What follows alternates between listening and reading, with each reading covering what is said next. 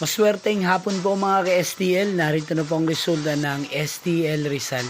Para sa araw na to, January 13, 2026, araw ng Martes. Naway ang mga natayaan nyo pong mga numero kanina ay manalo nawa ngayong hapong ito, 4 p.m. Kaya't kunin nyo na po ang inyong mga ticket. Narito na po ang resulta.